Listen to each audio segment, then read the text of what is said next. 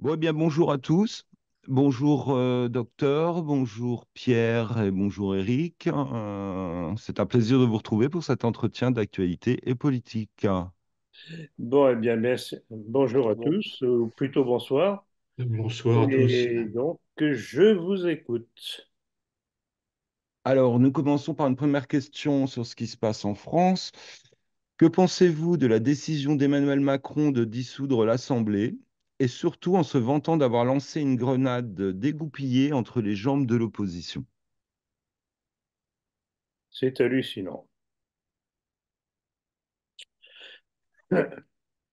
Alors, premièrement, compte tenu des résultats déjà des européennes, sa décision est suicidaire. Et je me mettrai à la place de certains de ces députés actuels. Je ne serais pas heureux parce qu'avant qu'ils retrouvent leur place, à mon avis, ils risquent d'attendre longtemps. Donc, c'est absolument aberrant. On se demande ce qui se passe dans le crâne de cet individu. Quant à la belle image, j'ai lancé une grenade entre les jambes des autres de l'opposition. C'est lui qui s'est lancé la grenade entre les jambes. C'est pas créable. Cet individu n'est pas normal. C'est un individu dangereux, imprévisible et qui, tout ce qu'il touche, il le détruit. Y compris en ce qui touche à son bord. Tant mieux, mais du fou. C'est la politique du chaos. Ah oui, non mais oui, d'ailleurs, vous avez vu tout dernièrement, je crois que c'était hier, il annonçait le chaos si on votait pour le nouveau Front populaire et surtout pour le Rassemblement national. C'est moi ou le chaos, c'est du De Gaulle. Sorte de chantage. C'est un chantage. C'est le dernier recours de ceux qui sont vomis par les citoyens français. C'est arrivé à De Gaulle, ça arrive à Macron. C'est typique et répétitif et très démonstratif. Oui, d'ailleurs, bon, il y a eu des commentaires, évidemment, y compris dans la presse internationale au sujet de cette décision qui semblait déconcertante pour tout le monde. Pas forcément surprenante d'ailleurs, parce que c'est le type de décision qui fait partie, disons, des prérogatives d'un président de la République, de dissoudre l'Assemblée. Il y a d'ailleurs eu des précédents sous la Ve République. Bon, la manœuvre, finalement, avec le recul, n'est pas si surprenante que cela. Et puis, par ailleurs, il y a une analyse bon, qui n'a pas forcément été faite et qui revient peut-être à nous, aux nationalistes, dans le sens où bon, on a insisté sur le côté surprenant, on a insisté sur le côté déconcertant, soi-disant, de la manœuvre. Certains, y compris dans le camp souverainiste, ont salué même l'intelligence de Macron, soi-disant, l'intelligence stratégique, tout en reconnaissant que bon, il y a un problème psychopathologique chez cet individu et que l'un n'empêche pas l'autre, que quelqu'un peut être malade mentalement et puis faire preuve néanmoins de stratégie en politique. Il y a quand même une hypothèse d'analyse qui n'a pas tellement été mise en avant et qui nous appartient peut-être de faire. Justement, parlant du côté pathologique du personnage, euh, c'est euh, c'est la réaction hystérique de quelqu'un qui est désemparé et qui n'est peut-être pas si stratège que cela, en définitive. Hein, parce qu'on voit le côté Bon, stratégique de la décision. oui, bon, mon cher, vous répétez très bien ce que j'ai Voilà, expliqué tout à l'heure en début de la réponse de la question. tout à fait, J'ai l'impression que c'est un personnage qui perd les pédales, qui ne sait plus très bien quoi faire. c'est ça, Donc, ça devient très intéressant parce que ça ne va pas en rester là. Et je pense que l'étape suivante, ça va être que les rats vont commencer à quitter le navire. c'est ça. Et en parlant d'hystérie, justement, en parlant d'hystérie, il y aurait peut-être lieu de se demander si l'hystérie, la réaction hystérique de Macron en question, si tel est le cas, ne relèverait pas d'une certaine hystérie communautaire. Suivez notre regard. Oui, oui, d'une part, ça c'est classique, puisqu'on sait que Macron est d'origine juive, pour dire les choses en clair. Voilà, J'ai très bien compris, mon cher. Et j'ai l'impression que c'est vraiment la réaction de quelqu'un qui sait plus très bien quoi faire, qui se sent acculé et qui gesticule. c'est Non. ça. Mais effectivement, il y a un aspect hystérique chez lui. Alors, il y a aussi une chose qui m'a frappé. Et à propos de cette annonce de dissolution, c'était une des photos que j'ai vues de Macron. Il avait un l'air absolument halluciné, les pupilles dilatées. Ça vous dit quelque chose? Oh oui, Oui, c'est la cocaïne. On sait qu'il est addict à ce genre de choses, de produits. Donc voilà, on est gouverné par un malade. C'est pas la première fois, parce qu'on en a eu un exemple avec De Gaulle aussi. Mais lui, je crois qu'il n'était pas cocaïnomane, mais sa méchanceté intrinsèque était suffisante. par contre, Jacques Chirac, lui, avait la réputation d'être cocaïnomane. Oui, non, non. Oui, on dirait que tous les présidents, sous la pression, les pauvres chéris, Ouais, sont obligés de se booster. On va les plaindre. S'ils gouvernaient correctement, ils ne seraient pas sous pression. c'est ça. Alors justement, ça nous amène à la question suivante. Donc le ras-le-bol envers Macron ne cesse de croître même dans les médias. Pensez-vous qu'il finira son mandat? Ouais, c'est en tout cas la question qu'on peut se poser. Il a déclaré récemment qu'il n'en était pas question, qu'il l'envisageait pas du tout. Mais ça peut être un cocorico. C'est une possibilité, incontestablement, parce qu'il va vers la neutralisation de ces mouvements. Je pense que les prochaines législatives, ça va être une catastrophe pour son clan. Et alors? Et après? Et après?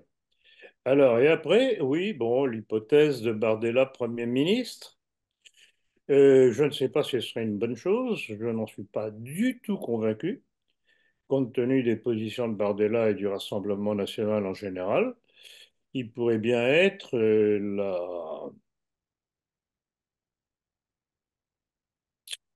une espèce de porte de sortie pour Macron, une main secourable tendue vers lui. On verra. Mais je n'ai aucune confiance dans le Rassemblement national d'aujourd'hui, pas plus que l'expérience faite avec le Front national, je n'avais vers la fin du Front national, puisque j'ai claqué la porte en 93. Donc on verra. Et le problème, c'est qu'il y a des mouvements de fond dans le pays et que quoi que disent ou fassent et Macron et le Rassemblement national, il y a des choses qui risquent de les dépasser. Et c'est Alors ça qui est justement, intéressant. quand même, les résultats là rapidement de ce qu'on a, hein, le résultat des européennes, 93% des 34 955 communes françaises ont placé le RN en tête. euh, dans 32 600 communes. Ah non, C'est un c'est raz-de-marée. Même si on parle que de 30%, pas- 32, je sais pas, bon, c'est un vote de rejet, ça c'est évident. Reste à savoir si le Rassemblement national répondra aux aspirations que les gens qui ont voté massivement pour lui euh, espèrent. Donc on verra. De toute c'est vrai façon, tout ce qui peut permettre de démolir Macron, c'est bon à prendre. Après, on fera nos comptes. effectivement, vous avez souvent dit sur cette antenne que, enfin, vous demandiez souvent qu'est-ce qui pourrait ou qui pourrait nous débarrasser de Macron. Donc là, on a une ouverture quand même visiblement.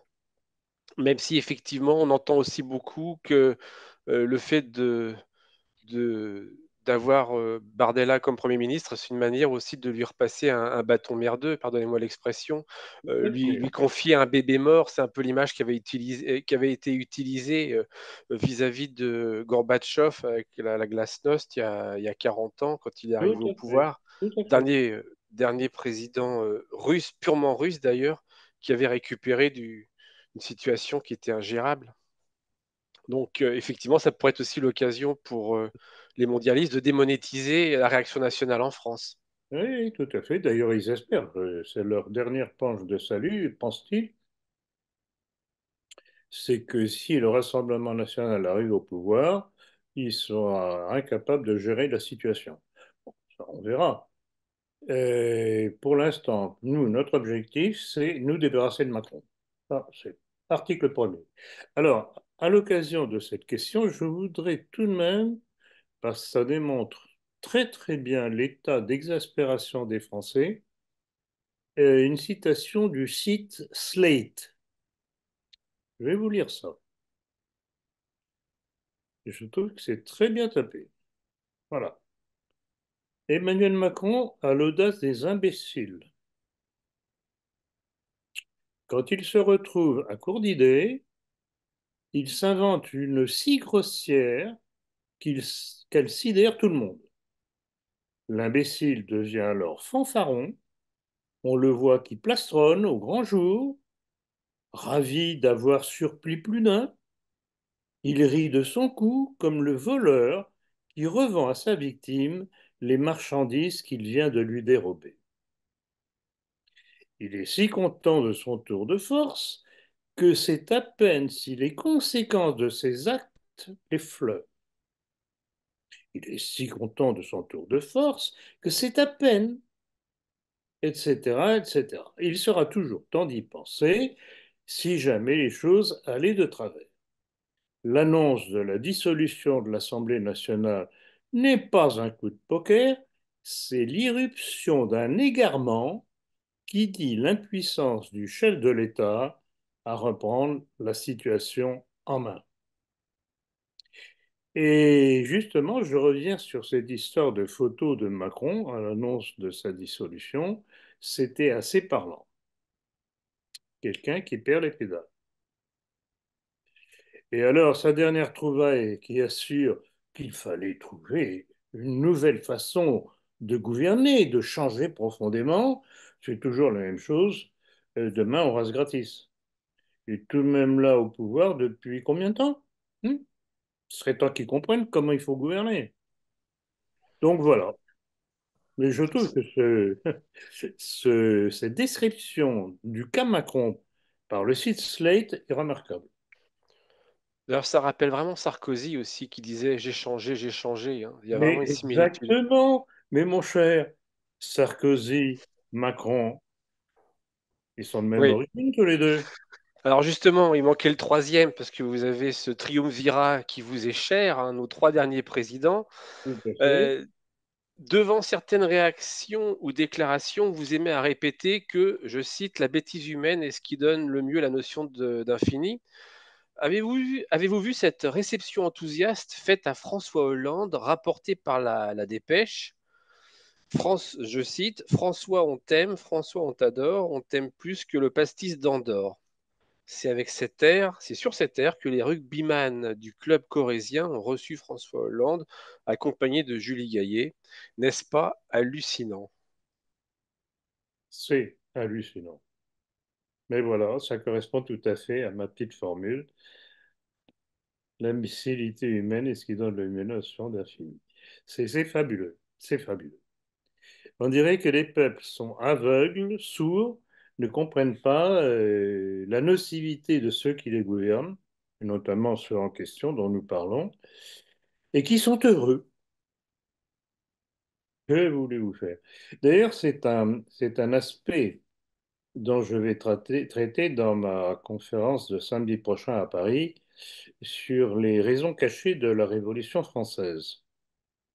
J'en dirai pas plus, sinon je déflorerai un petit peu la conférence, mais vous verrez le développement que je ferai à ce sujet-là.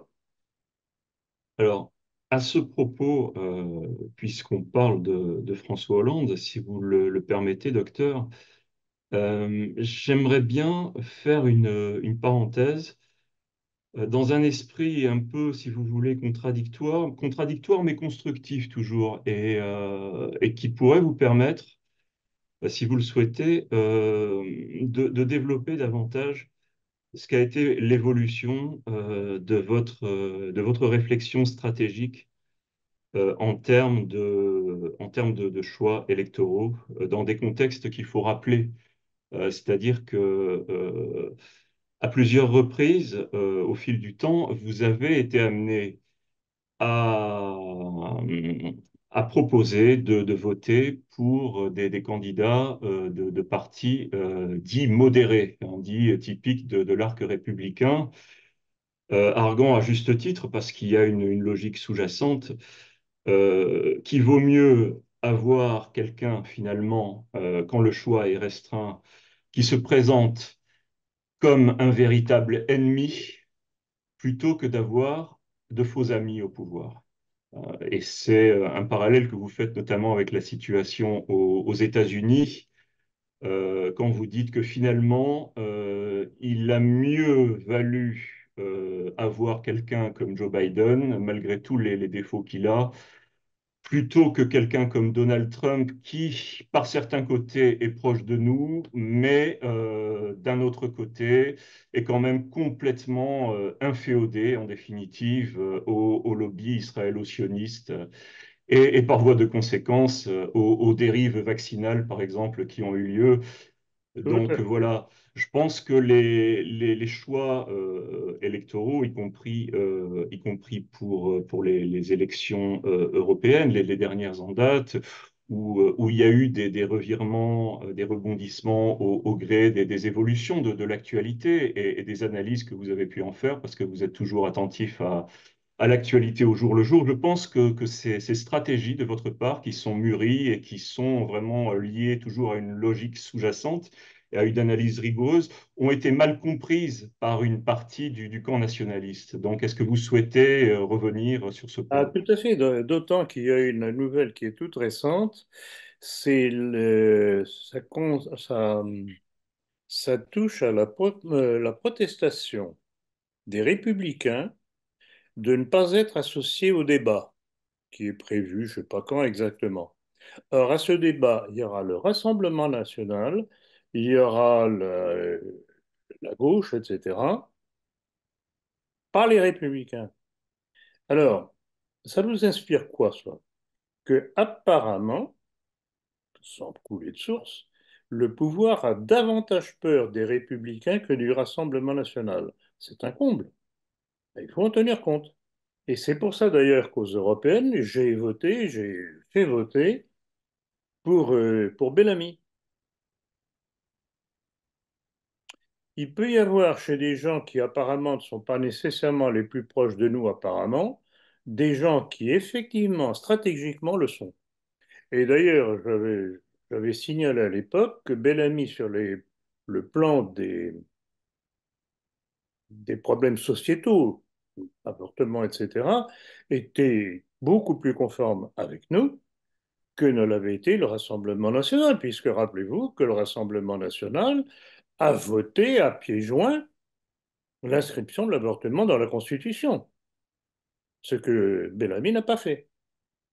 Donc voilà, il ne faut pas s'enfermer dans des cases. Il faut analyser, malheureusement un petit peu au jour le jour, les évolutions et voir ce qui stratégiquement est le plus utile pour éliminer l'ennemi prioritaire. Alors certains me disent parfois, oui, mais vous comprenez, si vous en éliminez un, il y en a un autre qui viendra qui sera la même chose.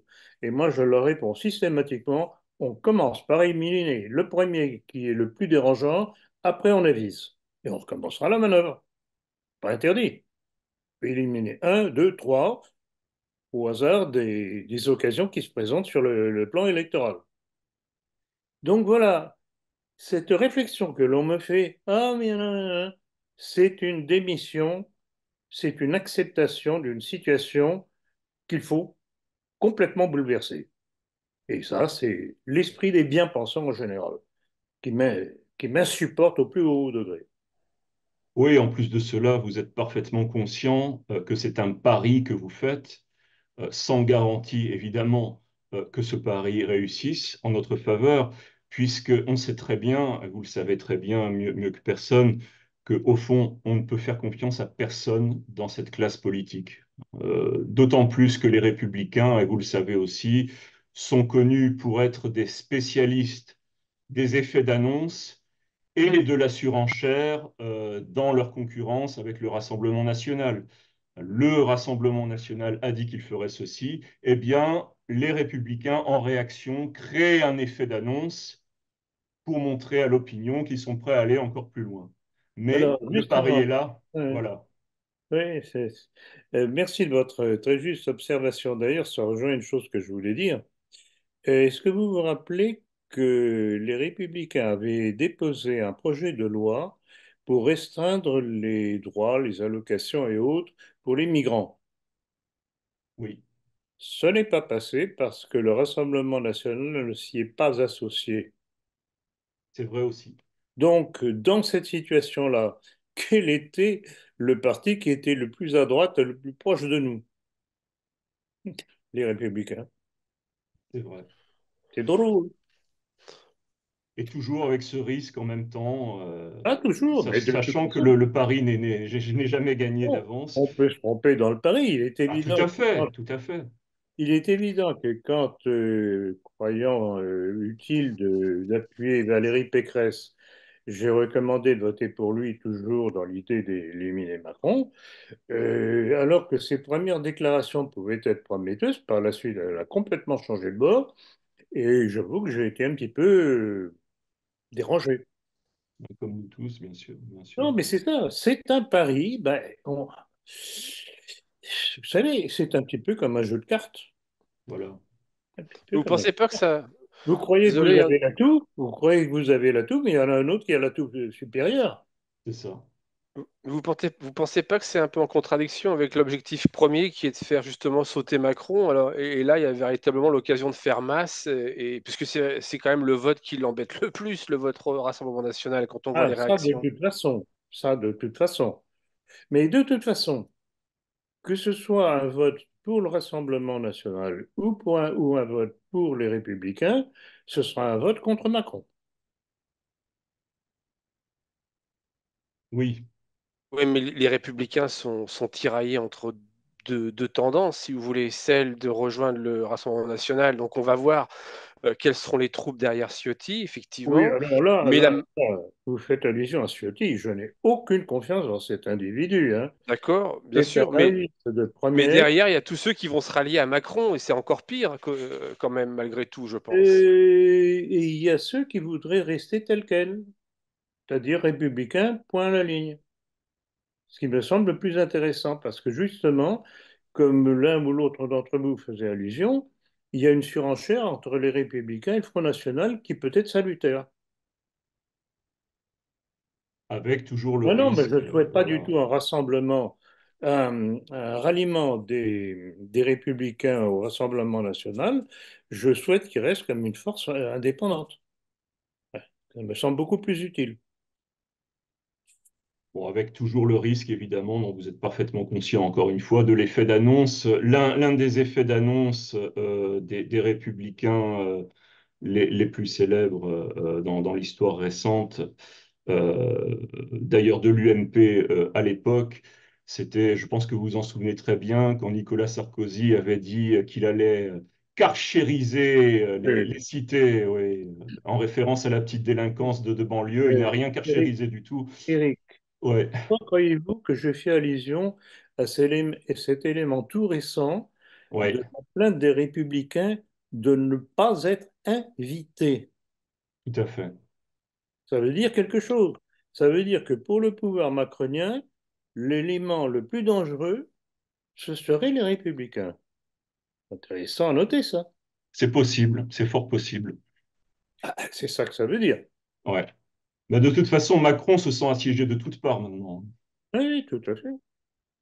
Tout Mais à non, fait. ça veut dire, écoutez, je suis le seul, puisqu'on parle de trois blocs désormais, ça veut dire que moi, bloc du centre, il veut monopoliser le centre, je suis le seul, représente le seul bloc raisonnable. À ma gauche ou à ma droite, c'est le chaos. Voilà ce que ça veut dire. Tout à fait.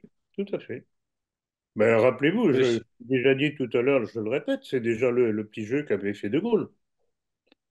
Mais je ne sais pas si justement les républicains représentent une menace pour ça. Je pense qu'au contraire, il va essayer de s'arroger le maximum de républicains à sa gauche, on va dire. Je ne sais pas. Je n'en Il y suis a, pas convaincu. il y Parce a que rallier Macron maintenant, à mon avis, c'est aller au massacre. Au niveau des républicains, il y a un petit problème parce qu'ils sont encore connectés aux valeurs chrétiennes catholiques, ce qu'on trouve Oui, moins au RN. oui, oui, Et c'est oui, là où il y oui, a un tout à grave fait. danger. Bravo Jean-Luc, je suis entièrement d'accord. Tout à fait. Excellente observation. Vraiment le gros repoussoir pour eux, Tout quoi. à C'est fait. carrément anti-chrétien. Donc, Rassemblement national, on se demande bien ce qu'ils ont encore de catholiques elles- et d'héritage national de ce côté-là. voilà, quelles Donc, sont leurs valeurs un spirituelles. pouvoir un parti qui ambitionne simplement la conquête du pouvoir. Le problème, c'est bien gentil d'arriver au pouvoir, mais pour faire quoi? Quelle politique?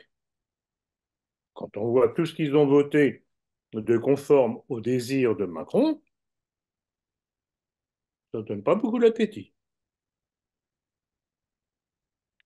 Donc, prochaine question.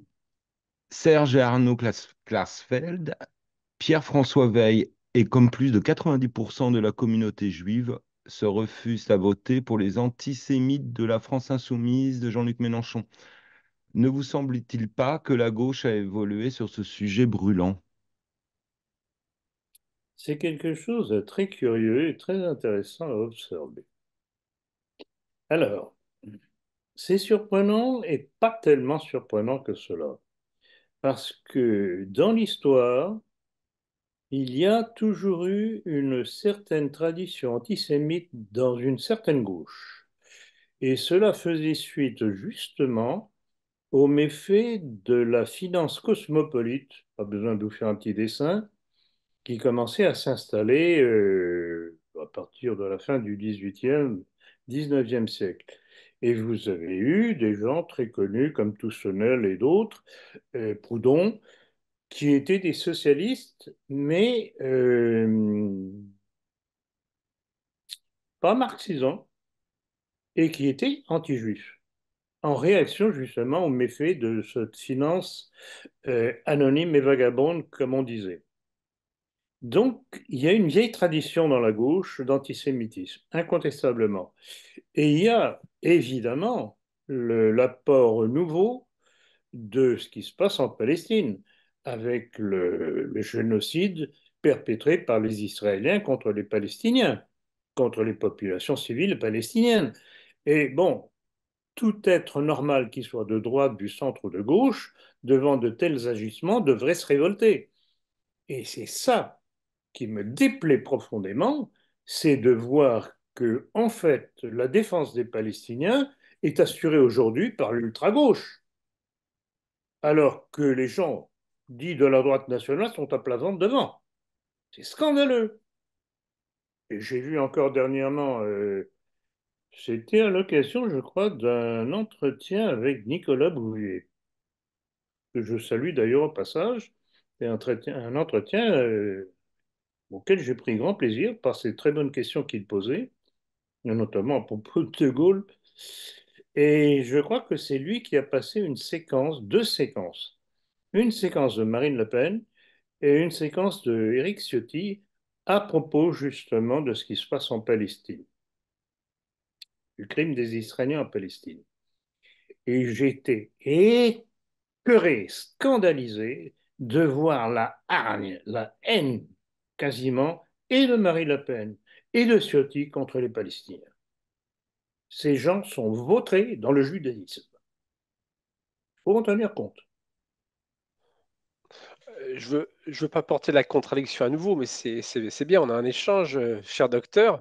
Mais le seul homme politique qui a été tensé et qui a été houspillé les manifestants rue Saint-Guillaume au moment des manifestations justement pro-palestiniennes, c'est François-Xavier Bellamy, pas Je, l'oublier. je sais, vous avez Euh, raison. Je sais, vous ne vous en faites pas, j'ai enregistré. il a un dossier, hein. On peut aussi rappeler qu'il s'est opposé à la, comment dirais-je, à la publication des contrats d'achat de vaccins Covid au niveau au Je Parlement sais. européen. Bon, Donc, le problème, ça, ce sont Bon, pour cette deuxième chose, c'est relativement ancien. Voterait-il de la même façon? Je n'en sais rien. Mais le problème, je crois qu'Éric l'avait bien effleuré tout à l'heure, c'est qu'on est entre différents inconvénients. D'où un choix embarrassant à faire. Mais ce qui est certain, c'est qu'il y a une OPA en cours sur la réaction nationale, bien sûr, euh, qui est représentée par le Rassemblement national. Est-ce que ça marchera pour les gens qui tentent cette OPA? Rien n'est moins sûr. Rien n'est moins sûr. Rien n'est moins sûr, parce que si c'est pour avoir une cohabitation ami-ami entre Bardella et Macron, merci. À quoi ça sert? Or, historiquement, puisqu'on parle de l'antisémitisme de gauche, finalement, on pourrait émettre une hypothèse. Est-ce que, depuis le début, hein, dans la lignée de Proudhon, le fait d'avoir développé justement un antisémitisme de gauche, sachant que Proudhon était un franc-maçon, est-ce que ce n'était pas une manière pour la franc-maçonnerie d'occuper un terrain qui était traditionnellement celui de la droite réactionnaire, de façon à nous couper l'herbe sous le pied? Bien vu.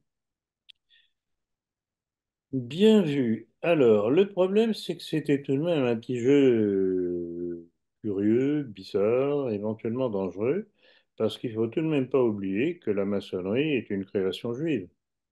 Je crois que Oui. c'est largement démontré par toutes les citations que je donne, à la fois juives et à la fois maçonniques, dans lesquelles ils disent, les uns disent on découle du judaïsme de la Kabbale, les autres disant c'est nous qui avons créé la maçonnerie, etc. Donc il y a tout de même une petite manœuvre contradictoire dans ce genre de choses que vous évoquez d'ailleurs à très juste titre. Et Oui. puis, les gens, vous savez, c'est très curieux. Moi, je constate souvent que parfois, chez l'ennemi, on trouve des réactions plus saines que chez des gens qu'on croyait plus proches de nous. C'est curieux. C'est pour ça qu'il ne faut jamais, jamais généraliser. On prend, on prend dans le panier ce qui nous semble le meilleur ou le plus utile. Et puis après, et puis après, on voit ce que ça donne. Alors, ça nous amène à la question suivante. On reste donc sur des questions juives. Le CRIF soutient l'initiative du collectif Bloquons-les, un collectif de citoyens résistants non partisans qui propose sur son site internet une liste de candidats, je cite, à contrer aux élections législatives et offre pour chaque candidat une brève présentation des idées nauséabondes, là je cite toujours, qu'il porte. Qu'est-ce que cela vous inspire? Ah ben, j'avoue que quand j'ai vu ça, j'ai bien rigolé. D'abord, j'ai commencé tout de même, enfin, un petit sourire ironique. Écoutez, quand on vous dit résistant mais non partisan, il n'y a pas une contradiction là? Eh oui. Quand même, si le français veut dire quelque chose. Résistant, non partisan? Pas possible. Donc, c'est pas très sérieux tout ça. Et puis, bien entendu, l'outrecuidance juive, la chutzpah juive, de venir nous parler des choses nauséabondes et ce qu'ils font eux aux autres peuples, et notamment en Palestine aujourd'hui, c'est pas nauséabond ça?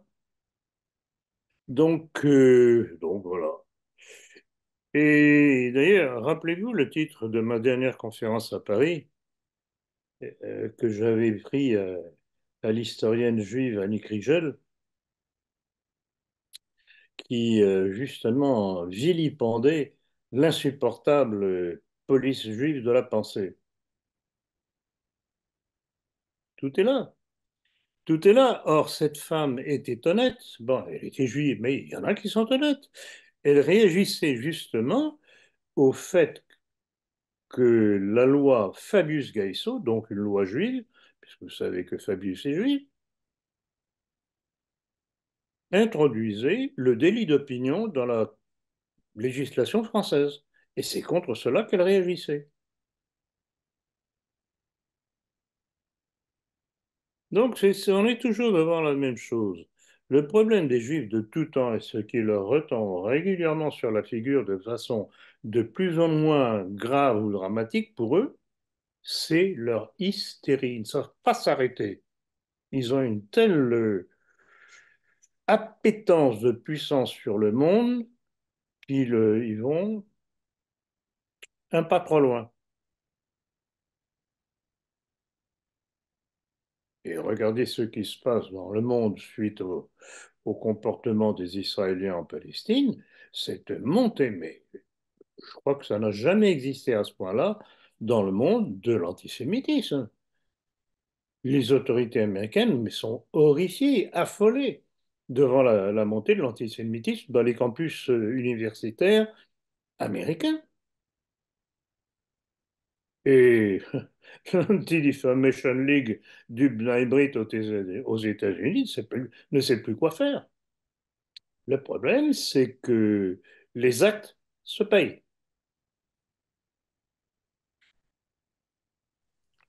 Cette liste, elle a été relayée par Bernard-Henri Lévy sur Twitter, avec une Oui. soixantaine de candidats du RN et de LFI, effectivement.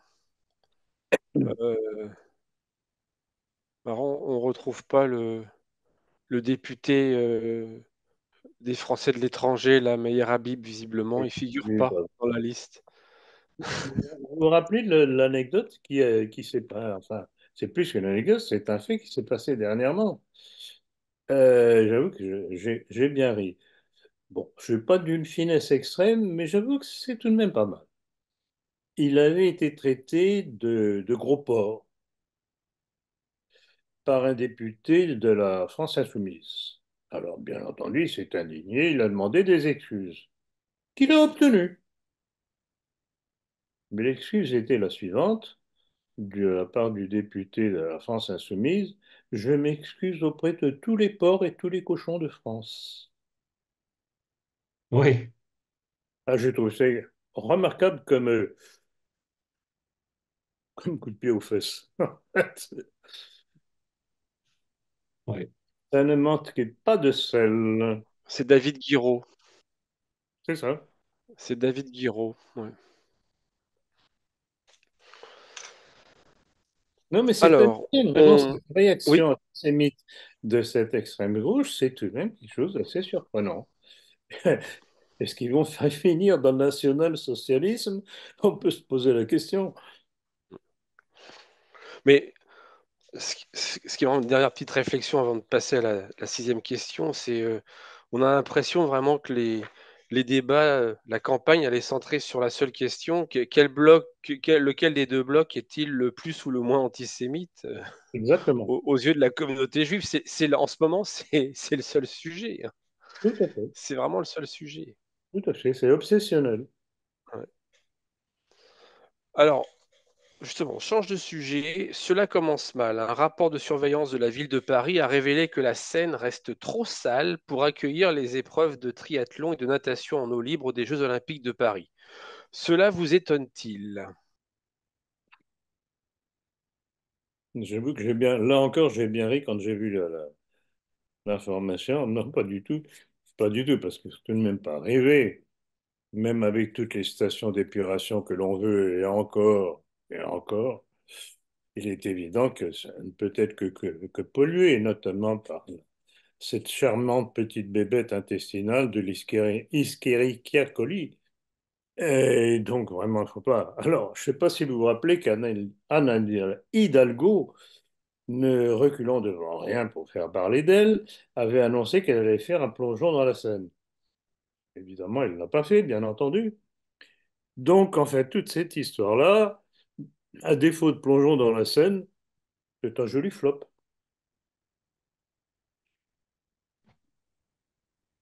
Alors, toujours concernant les Jeux Olympiques, que pensez-vous de l'annonce selon laquelle, pour la surveillance des JO de Paris du 26 juillet au 11 août, le pouvoir macronien a appelé des armées étrangères pour assurer la sécurité en France?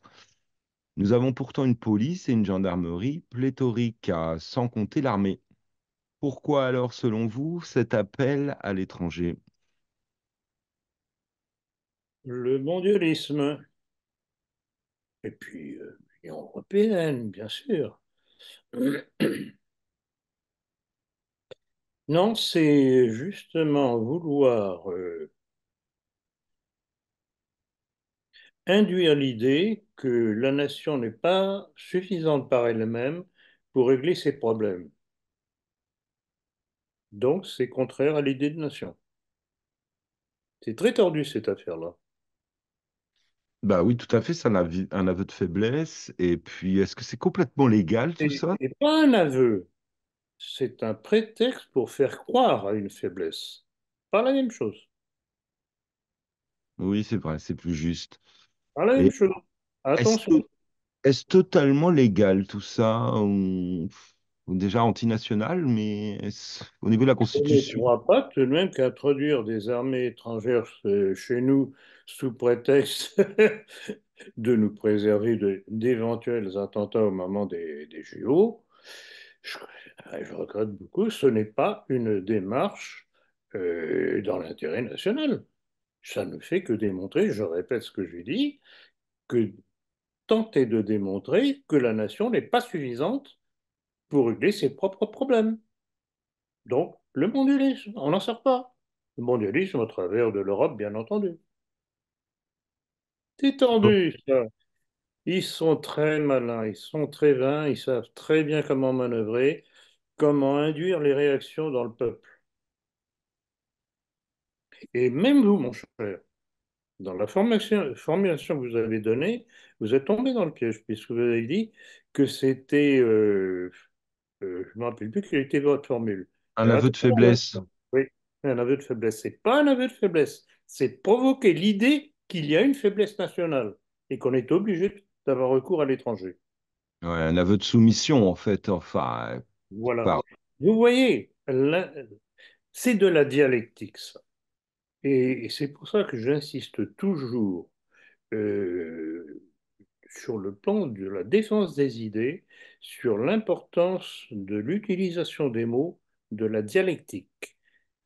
Parce qu'il y a une chose que j'ai répétée, je crois que c'est d'ailleurs, entre autres, dans mon livre, Le nationalisme français. Les mots sont les drapeaux des idées. Donc on ne choisit pas un mot par hasard. Alors, est-ce que cette police et cette gendarmerie dite pléthorique, ceci dit, ne tendent pas à devenir pléthoriques au niveau des bureaucrates et des officiers cooptés au détriment des agents de terrain. Bah, évidemment, Voilà, évidemment. Je ferai une comparaison qui me semble assez logique. Vous prenez les entreprises genre McKinsey et compagnie qui sont censées oui, donner des conseils. Mais alors à quoi sert l'administration française? c'est ça, Vous voyez le parallèle? tout à fait. En plus de ça, tous ces braves militaires que très généreusement ces différentes nations européennes vont nous envoyer pour nous aider puisqu'on est incapable, hein, ou soi-disant-elle, qui va payer les frais, sinon le contribuable français? Eh oui, CQLD, ce qu'il fallait démontrer. tout à fait. Alors, on passe à nos milieux, si vous le voulez bien. Donc, avez-vous vu que Gérald Darmanin, le ministre de l'Intérieur, envisage de dissoudre le GUD, le groupe Union Défense? Qu'en pensez-vous? Ben, je pense que c'est fort peu démocratique, bien entendu, mais ce qui m'a fait tiquer aussi, c'est qu'immédiatement le Rassemblement national s'y est associé. On reconnaît les traîtres, Alors, vous comprenez, tout cela ne donne pas grand appétit de voter pour eux quand même. c'est vrai. Alors, on peut se dire évidemment que voter pour le Rassemblement national, c'est voter contre Macron, mais est-ce qu'on est tellement persuadé de cela? Non, comme vous l'avez rappelé à plusieurs reprises, on a plutôt l'impression que le Rassemblement national est un copier-coller de la Macronie. Écoutez, je ne peux que répéter ce que je dis très souvent, que j'ai dit tout à l'heure en début de cet entretien. Ils ont voté tous les textes que Macron a présentés devant les députés, à commencer par l'inscription de l'avortement dans la Constitution. Alors, à quoi servent-ils? C'est ce qu'on appelle l'opposition de Sa Majesté. Alors, interrogé sur ce qu'il ferait au deuxième tour face à LFI, Serge Klarsfeld, qu'on a déjà évoqué, a déclaré qu'il voterait Rassemblement national. N'est-ce pas surprenant et est-ce une bonne chose selon vous? Ah, mais c'est une excellente chose, parce que c'est tellement révélateur, c'est révélateur d'un malheur, de ce qu'est réellement le Rassemblement national. Pour qu'un Serge Klarsfeld préfère voter pour l'extrême droite, ah, l'extrême droite, bah oui, Rassemblement national, tout de même pas se moquer du monde. Donc voilà, très révélateur. Donc merci à Serge Klarsfeld. Il a mis le doigt là où il fallait. On peut dire aussi qu'un certain Daniel Keller, l'ancien grand maître du Mhm. GODF, hein, du Grand Orient de France, qui, euh, qui a, qui a été rappelé à l'ordre par différentes obédiences maçonniques après avoir déclaré que les élites, plus précisément, devraient aider le Rassemblement national s'il accédait au pouvoir. Bon, il a été rappelé à l'ordre ensuite très rapidement, mais là aussi, c'est Ah, mais c'est révélateur. très révélateur. Et il a raison d'ailleurs. Dans l'affaire, c'est lui l'intelligent. Les autres n'ont rien compris. Ils sont restés figés dans un schéma de la bête immonde, etc., du Front National, Rassemblement National, mais c'est Keller qui a raison. Du point de vue maçonnique, c'est Keller qui a raison. Nous passons à la rubrique internationale. Lors d'un entretien avec des journalistes à Hanoï, après ses rencontres avec les dirigeants vietnamiens jeudi, le président russe Vladimir Poutine a déclaré que Moscou pourrait armer la Corée du Nord. Un commentaire, docteur.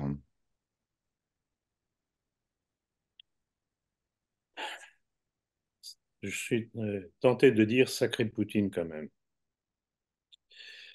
Calmement, patiemment, il plante ses petits drapeaux à droite et à gauche dans le monde. Et il est évident que se rapprocher de la Corée du Nord et du Vietnam, notamment la Corée du Nord qui n'est pas loin des États-Unis, et en annonçant qu'il va fournir à la Corée du Nord ces fameuses fusées hypersoniques et ininterceptables apparemment par les moyens américains et de l'OTAN, c'est une menace flagrante aux États-Unis. Mais c'est sa réponse aussi au fait que les Américains envoient des missiles en Ukraine capables d'atteindre la Russie. Donc c'est la réponse du verger à la bergère. Non, mais Poutine, j'avoue qu'il m'amuse. Je vous dirais, la seule chose qui m'énerve avec lui, c'est qu'il est gaulliste. Il n'a rien compris. Mais autrement, j'avoue que je me réjouis à chacune de ses interventions. C'est compatible à ce que nous pourrions faire si nous étions au pouvoir. C'est pour ça que malgré ce défaut tout de même regrettable de son gaullisme, il est évident que pour nous, c'est un allié absolument objectif et nécessaire. Et c'est pour ça que je fustige les Hillard et compagnie qui n'ont, soit ils n'ont rien compris, soit ils sont là pour démolir. Non, c'est encore une autre histoire. Alors, la guerre d'Israël avec le Hamas risque de s'étendre au Liban. Pensez-vous qu'Israël puisse en sortir vainqueur? Non, non. Déjà, il est incapable de vaincre le Hamas. Écoutez, on en est à combien de mois? Depuis le 7 octobre 2023. Ça fait combien de mois ça? Ça fait. Enfin bref, peu importe. Plus de 6 mois, je crois. Il n'est toujours pas Ça fait avancé. 9 mois, hein. Hum. 9 mois. 9 mois. Ils n'ont toujours pas avancé face au Hamas. Alors maintenant, ils viennent claironner qu'ils vont s'attaquer au Liban. Ah oui, pourquoi le Liban? Ben, parce que le Hezbollah ne cesse de leur planter des banderies dans les fesses. Mais ils vont pas s'en sortir. C'est pour ça que je dis depuis des années, le temps d'Israël est compté. Ils vont pas s'en sortir. Ils auraient pu s'en sortir il y a quelques années en acceptant sur un même territoire, disons, qu'ils avaient accaparé deux États, un État palestinien quand même et l'État d'Israël. Le problème pour les Israéliens aujourd'hui, c'est qu'aujourd'hui, les Palestiniens n'en veulent plus parce qu'ils savent qu'ils peuvent l'emporter et mettre les Israéliens dehors. Je voyais, je crois que c'était ce matin, une nouvelle comme quoi depuis le 7 octobre, un demi-million d'Israéliens avaient quitté Israël. Les raquettes le navire. Et là, ils viennent de décider, enfin, la Cour suprême israélienne vient d'ordonner la conscription des étudiants ultra-orthodoxes. C'est tombé Ce aujourd'hui, qui va très, très, très mal se passer, hein, parce qu'ils ne veulent pas en ouais, avoir. on enregistre Ah, le 25 juin et c'est c'est dire, tombé d'ailleurs, aujourd'hui. il y a plusieurs informations qui se rejoignent qui disent que l'armée israélienne n'a pas assez de membres. Elle n'est pas assez nombreuse. Et ils ont des moyens matériels largement supérieurs à ceux du Hamas et du Hezbollah, et ils n'y arrivent pas. Tant que c'est pour bombarder les populations civiles du haut de, je ne sais pas combien de dizaines de milliers de mètres en altitude, pas de problème. Mais homme contre homme sur le terrain, ils sont fichus. Et ça, je l'avais dit dès le début. Rappelez-vous, quand l'offensive israélienne a commencé, je dis, bon, les problèmes vont commencer pour eux. Alors justement, on vient de l'évoquer, vous annoncez souvent la fin prochaine d'Israël. Une dernière nouvelle vient vous donner raison. Selon Le Point, le journal Le Point, le magazine Le Point, du fait du comportement inhumain des Israéliens dans leur guerre à Gaza, il semblerait qu'Israël perde près de 60% des investissements étrangers. Donc sur ce volet économique, est-ce que vous avez des choses à rajouter? Non, c'est une constatation tout à fait parlante, ce qui montre bien l'exaspération qui grimpe dans le monde du fait du comportement inhumain des Israéliens. Les gens disent, c'est bon, ça suffit. Ça suffit. Et d'ailleurs, il y a une chose qui est très curieuse aussi, symptomatique, c'est qu'on a beau savoir que les États-Unis sont tout de même très inféodés au monde juif et à Israël, bien entendu, par voie de conséquence. On se rend compte, d'après nombre de petites nouvelles par-ci, par-là, que l'administration Biden freine de plus en plus l'envoi de matériel à Israël, et notamment de bombes. Parce que c'est ça justement qui écœure les populations, c'est l'utilisation de ces bombes contre les populations civiles. Donc là encore, petit à petit, et c'est toujours la même chose que ce que j'ai dit tout à l'heure, l'hystérie juive et israélienne, ils ne savent pas s'arrêter. Ils auraient pu essayer de trouver une certaine époque, comme je l'ai dit, un compromis avec les Palestiniens. Ils n'ont pas voulu. Et rappelez-vous, je l'ai évoqué il n'y a pas tellement longtemps, c'était, je crois, dans les années 48 à peu près. L'ONU avait essayé de trouver un compromis justement pour la cohabitation des deux communautés. Et ils avaient envoyé un de leurs représentants, le comte Folke Bernadotte. Le malheureux pas plus tôt arrivé s'est fait assassiner par un, je ne sais pas si c'était l'Irgun ou quoi, ou la Ghana, et il s'est fait tout de suite liquidé. Ces Israéliens ne savent pas s'arrêter. Ils avaient une possibilité de vivre tout de même relativement tranquille à côté des Palestiniens. Maintenant, c'est la guerre outrance. Jusqu'au moment où ils seront mis dehors. Et d'ailleurs, il y a une chose très intéressante, je ne sais pas si vous avez vu ça.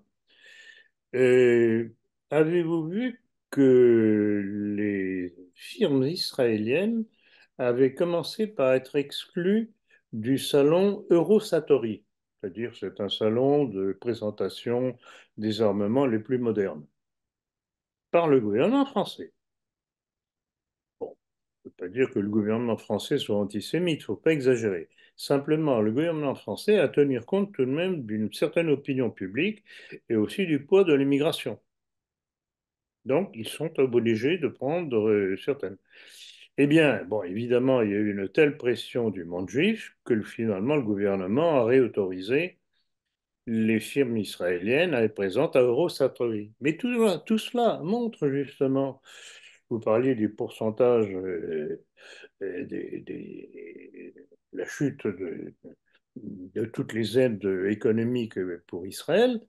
Là encore, cette décision d'exclure en premier lieu les fermes israéliennes d'Eurosatory, c'est parce que le réflexe qui devient naturel maintenant, flûte, ils nous emmerdent ces gens-là. Ils nous attirer des ennuis. Donc on les écarte. Alors nous partons en Serbie, où le président serbe Aleksandar Vučić a déclaré, rapporté par le Global Research, le train a quitté la gare et plus personne ne sait comment l'arrêter. Comment interpréter sa déclaration, docteur?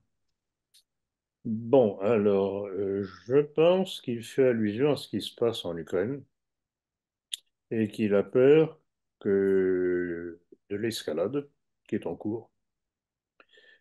Parce que les États-Unis comprennent très bien que si la Russie l'emporte, ce qu'elle est en train de faire sur le terrain d'ailleurs, c'en est fait de l'hégémonie américaine.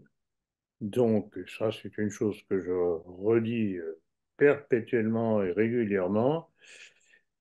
Il y a évidemment aux États-Unis, avec le Deep State, c'est-à-dire toute cette face cachée de la politique américaine qui est tenue par une certaine communauté, et une peur et une volonté justement d'enrayer cette marche vers l'échec, vers la fin de leur pouvoir mondial.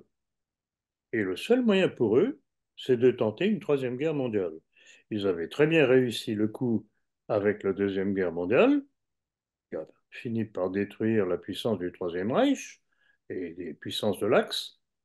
Et ils se disent, ben, pourquoi pas recommencer la même manœuvre. Simplement, la puissance russe et de ses alliés aujourd'hui n'a aucune commune mesure avec la puissance, même à son apogée, du Troisième Reich. Donc on en est là. Et le problème, justement, pour nous, qui sommes au milieu, c'est que du fait de cette panique qui s'installe dans ces élites juives américaines, pour garder la puissance sur le monde, il risque d'aller un pas trop loin de déclencher la Troisième Guerre mondiale. Et alors là, on sait quand ça commence, et on ne sait ni quand ça se termine, ni comment ça se termine. Alors, que pensez-vous des analyses de Xavier Moreau à la tête de Strapol? Car s'il fait de mises à jour utiles sur ce qui se passe en Ukraine, il est indéfectiblement gaulliste. Donc, pouvez-vous nous en dire plus? Bon, ben, je l'écoute de temps en temps. Bon, c'est pas sans intérêt, incontestablement. Bon, je dirais qu'il n'apprend pas grand-chose de nouveau de ce que l'on sait déjà. Il y a aussi une dame, comme elle s'appelle, Madame Galacteros aussi, qui fait de très bonnes analyses là-dessus. Bon, là, il est évident que tartine sur ce sujet. Bon, c'est pas sans intérêt, c'est évident, mais effectivement, il est indéfectiblement gaulliste. Et alors, à ce sujet-là, je vais vous raconter, je ne sais pas si je l'ai déjà dit, mais enfin, il est tout de même bon toujours de redire les choses quand elles sont significatives. Il y a quelque temps, ça doit remonter à l'automne dernier. J'avais fait une conférence en Alsace, et là, il y avait une personne qui était venue de Suisse, un Suisse qui était venu, et qui m'avait dit, mais au fait, pourquoi vous ne prenez pas contact avec Xavier Moreau? Je connaissais Xavier Moreau déjà pour les quelques vidéos que j'avais eu le temps de regarder. Je lui ai dit, bah, pour une raison très simple, c'est que je n'ai pas ses coordonnées et que bon, je suis tellement débordé au point du temps que je ne vais pas chercher. Il me dit, ben, je vous les envoie. Et il me dit, envoyez-lui votre livre sur De Gaulle et me confirmer que Xavier Moreau était gaulliste. J'envoie mon livre à Xavier Moreau avec tout de même une gentille petite dédicace en lui disant tout de même que j'espérais que la lecture de ce livre et de tous les documents que j'apportais, il révise un petit peu sa vision idyllique de De Gaulle. Pas de réponse. Le livre avait été envoyé en colis suivi, mais pas revenu. Donc, de prime abord, il est bien arrivé à son poste, là où il devait arriver. Et puis tout de même, je trouvais que c'était pas très correct, parce que même si on n'est pas d'accord, on peut toujours avoir un petit mot poli pour remercier, même si on n'est pas d'accord. Et si on n'est pas d'accord, on peut argumenter. Et moi, ce qui m'horripile toujours avec certaines personnes, c'est la fuite devant la réalité, devant la vérité. S'ils sont tellement sûrs de leur thèse, pourquoi ils n'osent pas argumenter avec moi?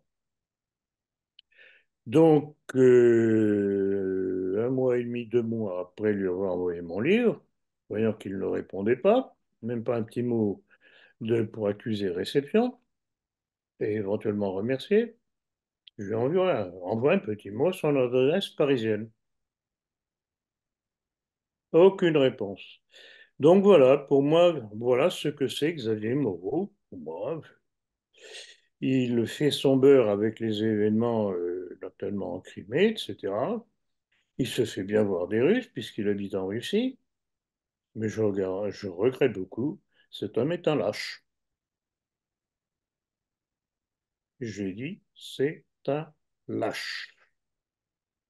Oui, comme vous l'aviez dit déjà, de plus, Xavier Moreau, donc faisant des affaires en Russie et essayant, comme vous venez de le dire également, de bien se faire voir de Poutine notamment, forcément sachant que Poutine aime bien De Gaulle, eh bien, par intérêt, Xavier Moreau reste sur ses positions gaullistes. Voilà. Tout à fait. Tout à fait. Ça, Alors, bon, il pourrait tout de même, s'il était honnête, il pourrait essayer de convaincre Poutine. Le problème des Russes en général à propos de Gaulle, c'est qu'il ne faut pas oublier que De Gaulle, à un moment donné, a été pour une alliance entre la France et l'Union soviétique. eh oui. Et donc, ça a laissé des traces, évidemment. Ils ont donc la vision d'un De Gaulle patriote. Ouais, bon. Euh, à ceux qui ne savent pas encore, ben, je leur demanderai de lire mon livre. Mais Oui, enfin, c'est ça. petit rappel en passant, permettez-moi tout de même de rappeler ce fait. De Gaulle, avant de partir en Angleterre, a négocié financièrement son départ, avec en plus que si le Troisième Reich l'emportait, il obtiendrait le même grade de général dans l'armée anglaise. On appelle ça un patriote français, Hmm. entre autres choses. Autre chose. Mais des petites touches en passant. Donc voilà, c'est ça que je reproche à des gens genre Xavier Moreau, c'est de ne pas avoir l'honnêteté de reconnaître la trahison de cet individu. Et j'en profiterai à nouveau pour saluer Nicolas Bouvier. Au début, je ne me rappelle plus exactement comment s'est fait le premier contact. Je crois que oui, oui, si, je me rappelle. Un jour, il prend contact avec moi en me disant que suite à de nombreuses demandes de gens qui suivaient ses émissions, il souhaitait faire une émission avec moi. Et bon, connaissant mes opinions, il me dit, bah, vous savez, je suis gaulliste. Alors, je sais plus ce que je lui ai répondu, mais ça devait être sur le thème Nul n'est parfait. Et je, et je lui dis, mais qu'à cela ne tienne, je vais vous envoyer mon livre sur De Gaulle. Et à quelque temps de là, il reprend contact avec moi, il me dit, bah, écoutez, on va faire une émission sur De Gaulle. Alors là, j'ai été époustouflé de son honnêteté, en contrepoint avec Xavier Moreau et d'autres. Il m'a fait une succession de questions mortelles sur De Gaulle, sur base de mon livre. Ça s'était passé De Gaulle vraiment à la moulinette. Donc voilà un homme qui au départ est égoïste, qui a lu mon livre, qui a été convaincu et qui a fait une machine de guerre avec ma collaboration contre De Gaulle. Salut, salut, voilà un honnête homme. C'est vrai, c'était courageux et honnête de Ah, sa part. Oui. et non seulement c'était courageux, mais c'était reconnaître qu'il s'était trompé, qu'il avait été trompé. Évidemment, ben, regardez les médias. Tout le monde est gaulliste de l'extrême gauche à l'extrême droite, si on peut parler d'extrême droite avec le Rassemblement national. Et donc voilà, je salue vraiment le courage intellectuel de cet homme-là. Oui, c'est vrai. Alors, il faudrait quand même que Xavier Moreau, si ce n'est déjà fait, prenne le temps de lire vos ouvrages ou de les relire, et notamment votre ouvrage sur De Gaulle que vous venez de citer, parce que s'il continue dans son gaullisme, consciemment ou inconsciemment, par là même, il continue aussi à véhiculer les illusions de la révolution de 1789, puisque vous avez bien démontré également que la révolution de 1789 et le gaullisme sont intimement liés. Tout à fait. D'ailleurs, rappelez-vous, justement dans le livre sur De Gaulle, je crois même aussi dans mon livre Le nationalisme français, et je souligne qu'en fait, l'action de Gaulle a été beaucoup plus dirigée contre la révolution nationale de Vichy que contre l'occupant. Oui, Or, c'était pour ça, en principe, qu'il était parti en Angleterre pour combattre l'occupant. oui, soi-disant. Donc, vous voyez la perversité du personnage. Tout à fait. Tout Donc, à fait. c'était De Gaulle a été un agent de la Révolution française. Il était le continuateur. Et d'ailleurs, dernièrement, je ne me rappelle plus avec quel débat c'était, mais c'est il n'y a pas longtemps, je faisais observer qu'en fait, au-delà des deux personnages, de Pétain et de Gaulle, c'était pas tellement les personnages qui étaient intéressants, c'était ce qu'ils représentaient. Pétain, en fait, représentait la reconstitution de la France traditionnelle contre les principes de la Révolution, et De Gaulle représentait la poursuite de la Révolution. Et il me semble que c'était justement chez Nicolas Bouvier lors de votre dernier entretien en C'est date. possible, c'est Ouais, possible, c'est il très me semble possible. que c'est ça. Donc, à propos justement du lien entre la révolution de 1789 et le gaullisme, donc j'ai retrouvé un texte qui décrit bien, me semble-t-il, l'essence de ce qu'est la République, si on peut parler d'essence. C'est un texte de Charles Maurras. Alors bon, Charles Maurras, évidemment, vous avez bien montré qu'il n'était pas parfait politiquement. Bon, c'est quand même un des personnages fondateurs et qui a joué quand même un rôle théorique et pratique important dans la constitution du nationalisme français. Donc j'ai retrouvé ce texte que je vais citer, si vous me le permettez. C'est un texte qui s'appelle Absence d'esprit national et qui est extrait des idées politiques de Charles Maurras. Alors voilà, je commence. Donc logiquement, la République est une négation, l'exclusion d'un chef héréditaire, l'opposition à son retour. En réalité, c'est un esprit qui peut s'accorder occasionnellement avec l'intérêt national, mais qui ne peut être cet intérêt, qui doit être tout autre chose, étant un esprit de lutte intérieure, de division intérieure, l'esprit d'un parti, d'un assemblage de partis. Donc l'expérience montre que ce parti, quand il gouverne la France, est habituellement dominé par d'autres vues que l'intérêt national, même dans sa politique extérieure. Quand il ne gouverne pas, c'est bien pis. Il se tue sans ménagement contre toutes les réalités nationales, détruisant notre marine au profit de l'Angleterre sous Louis XVI, déclarant la guerre au monde pour le plaisir de renverser le même monarque, puis durant les 33 ans de la Restauration et du gouvernement de Juillet, luttant sans relâche contre toute la politique de paix favorable à l'expansion allemande, au progrès prussien, applaudissant plus tard au recul des alliés naturels de la France, Sadova en 1866, les chutes de Charles de Habsbourg en 1918, 1920, 1921. Donc je ne crois pas, continue Maurras, qu'on puisse discuter cette tendance de l'esprit républicain. Elle est confirmée par tous ses actes. Elle est attestée par les volumes de ses écrivains en vers et en prose. Il peut se sacrifier à la patrie comme il peut se préférer à elle. Naturellement, il est une autre chose que notre patrie. Il est l'adhésion à une sorte de confession dont les intérêts temporels ne sont pas nos intérêts nationaux. Voilà. Fin de citation. Est-ce que vous ne pensez pas qu'il y a un rapport avec De Gaulle évident, docteur?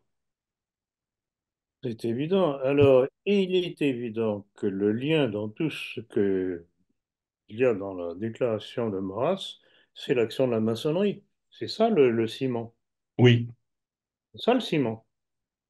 Et c'est ça justement que je reproche, enfin non, c'est pas ça que je reproche à Maurras, mais dans les reproches que je fais à Maurras, il y a deux choses. oui, Premièrement, bon, il était monarchiste, je n'ai rien contre, mais il s'est appuyé sur les Orléans.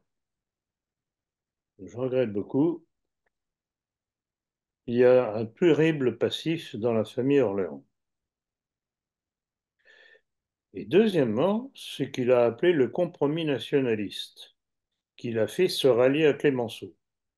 Or, Clémenceau était franc-maçon et la maçonnerie a voulu la guerre de 14-18 qui a été un véritable carnage pour toutes les puissances européennes. Et je rappellerai un texte, l'un de, je ne sais plus quel est son prénom, mais son nom c'est Lebé, qui est un franc-maçon, qui disait à peu près ceci, que la guerre de 14-18 était nécessaire pour l'avancement de la maçonnerie. Je traduis ça comme ça, je n'ai pas le texte sous les yeux. Et il y en a un autre d'un franc-maçon qui était le grand maître de la maçonnerie au Portugal, Magalhães de Lima, qui disait à peu près la même chose. Donc pour eux, et c'est à ça que Marat s'est associé avec son compromis nationaliste qu'il a rallié à Clemenceau, oui, pour eux, francs-maçons, la guerre de 14, c'était pour instaurer encore un peu plus la maçonnerie en Europe. Donc voilà, ce sont des fautes idéologiques et stratégiques, les deux. Alors, on est toujours dans la rubrique étranger, avec le commentateur américain Douglas MacGregor qui souligne que la Russie a envoyé un avertissement aux États-Unis en utilisant ses missiles les plus perfectionnés en Ukraine. Pouvez-vous nous expliquer de quoi il retourne?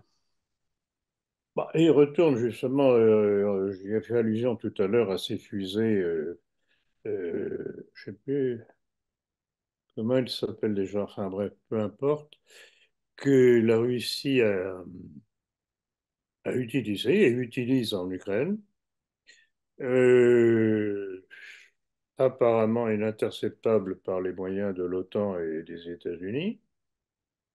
Et donc là, et McGregor reconnaît, d'ailleurs, c'est pas la première fois qu'il reconnaît la supériorité de l'armement russe par rapport à l'armement à la fois des États-Unis et de l'OTAN. Donc tout est là. Donc on revient à ce que l'on disait tout à l'heure sur le développement de la situation en Ukraine, qui est catastrophique pour les Ukrainiens déjà pour commencer, qui n'ont quasiment plus d'hommes. Et toujours la même chose avec les Alliés, on fait massacrer les autres pour leurs propres intérêts. Et le problème, c'est que quand il n'y a plus d'hommes, bon, en général, il n'y a plus de guerre. Donc, en fait, la situation en Ukraine, c'est un acharnement thérapeutique, si on peut dire. Donc, ils essayent de soutenir tant qu'ils peuvent l'Ukraine, à coup de milliards, bien entendu, et d'armements qu'ils envoient. Mais, comme dit McGregor, et il l'a dit aussi à propos de l'Ukraine dernièrement, l'affaire est pliée. Et rappelez-vous ce que j'ai déjà dit à plusieurs reprises lors d'entretiens. Pourquoi cet acharnement du monde occidental pour essayer de sauver le petit soldat Zelensky? Hmm. Est-ce que ce ne serait pas à cause de sa déclaration, quand il était arrivé au pouvoir, qu'il voulait faire de l'Ukraine un grand Israël? À mon avis, c'est ça qu'il y a derrière. Et ce qu'il y a derrière de derrière, c'est le fait, comme je disais tout à l'heure, qu'Israël va finir par imploser. Et que, évidemment, une Ukraine, nouvelle Israël et grand Israël, ah ben ce serait pas mal. Donc voilà, les dessous, du dessous, du dessous, du derrière, de derrière, de derrière. Alors, l'armada, l'arsenal hypersonique russe, il est assez impressionnant. Il y a quatre catégories, avant-garde, Kinjal, Zircon et Sarmat. Ça va de Mach 5, Mach 7 jusqu'à Mach 27 pour avant-garde, donc c'est pratiquement Hallucinant. imparable. C'est Ouais. hallucinant. Donc il y a une avance technologique certaine, effectivement.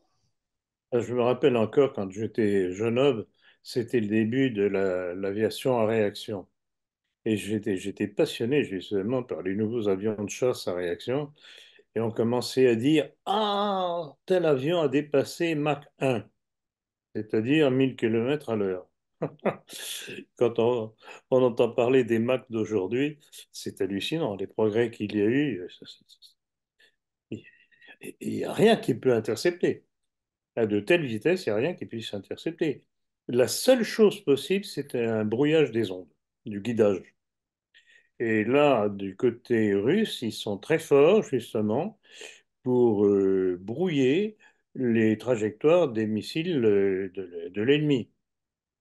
Et jusqu'à présent, de oui dire, je ne crois pas que le monde occidental, c'est-à-dire les États-Unis et l'OTAN, ait des moyens comparables de brouillage pouvant détourner ces fusées hypersoniques soniques, russes.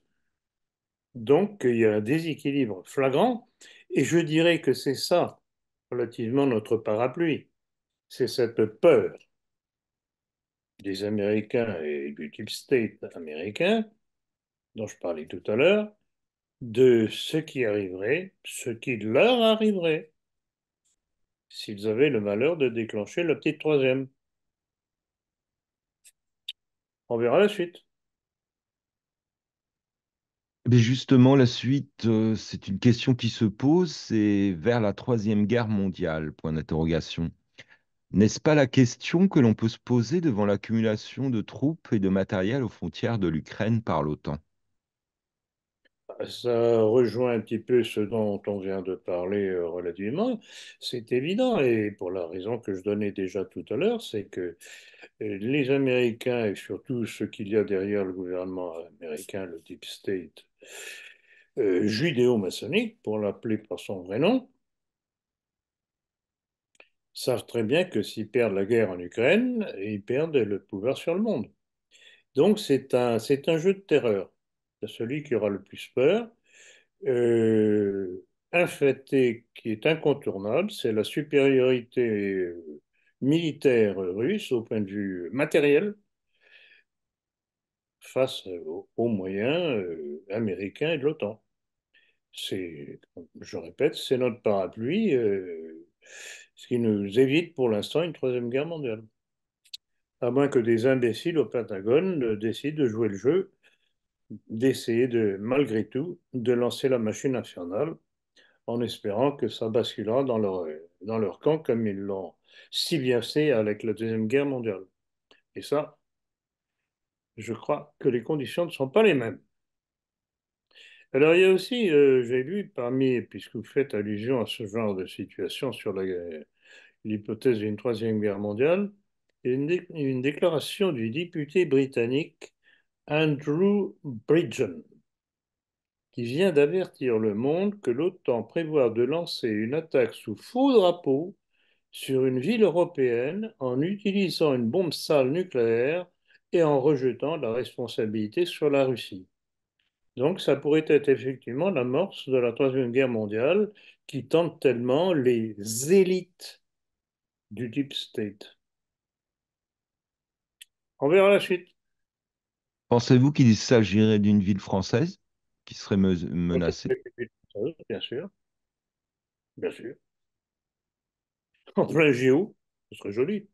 Oui, par exemple. Un beau carnage. Vous imaginez alors tous les médias, imaginez tous les médias à fond, hurlant, trépignant, pleurant, gémissant, déchirant leurs vêtements, etc., contre ces méchants Russes qui ont fait un truc pareil. Non, mais voilà comment il fait. Ben, écoutez, Ouais, euh, on a des ça remettrait, précédents. On a des précédents. Le 11 ouais, septembre, c'était quoi? ça remettrait Macron en selle. Ben, évidemment.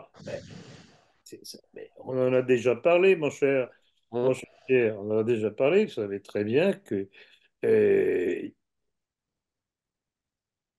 une chose qu'envisage Macron, il a dit à demi-mot, c'est que en tant que chef de guerre, une guerre l'arrangerait bien pour rester au pouvoir. Voilà par qui on est gouverné.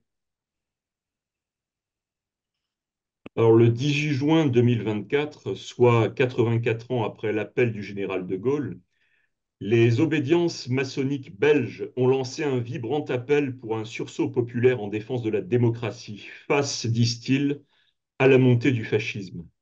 Pourquoi avoir choisi cette date du 18 juin? N'est-ce pas De Gaulle qui a ramené la maçonnerie en France, qui avait été interdite par le régime de Vichy, Oui. qui par la même occasion a rétabli le décret Crémieux, qui a été toujours depuis le début la pierre d'achoppement entre la France et le monde arabo-musulman. Donc ils sont dans leur logique, ces braves gens. Merci De Gaulle. Une information rapportée par Global Research conforte vos critiques envers la vaccination anti-Covid, auxquelles vous vous êtes opposé depuis le début. Voulez-vous y revenir?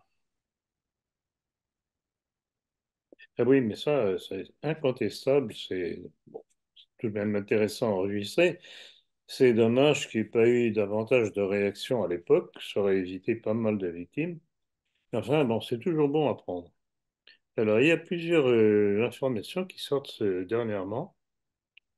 Je cite, au Japon, le vaccin à ARN a été lancé en février 2021, prétendument comme moyen de protéger le peuple japonais contre un virus tueur.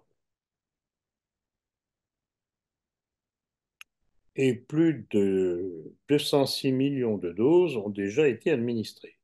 La population japonaise n'était pas informée des dangers du vaccin à ARN messager. Le gouvernement recommande aux gens de se faire vacciner car les avantages de la vaccination sont supérieurs aux risques de réactions secondaires. Or, aujourd'hui, Kazuhiro Haraguchi, ancien ministre japonais de l'Intérieur, présente ses excuses et reconnaît: les vaccins tuent des millions de nos proches. Et rappelez-vous, il doit y avoir 4, 5, 6 mois environ, j'avais cité une statistique, je